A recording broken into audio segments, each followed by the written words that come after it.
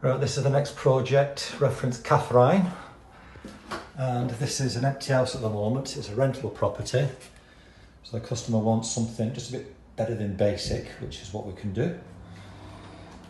This is a cast iron bath, which is too heavy to try and carry down as it is, so we're going to smash that up into bits so we can take it down easy. And basically what we're doing here is fitting the bath into this corner with a shower valve here, over bath screen at this edge. We're just going to tile from the top of the bath up to the ceiling and from the edge of the bath. All this wall is going to be tiled.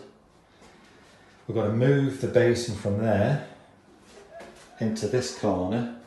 So to do that, we've reduced the bath size. Instead of 1700, that's going to be a 1600 bath.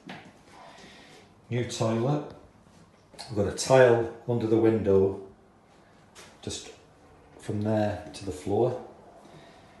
We're going to ply the floor and fit new flooring. So all in all, it should look really, really nice and neat.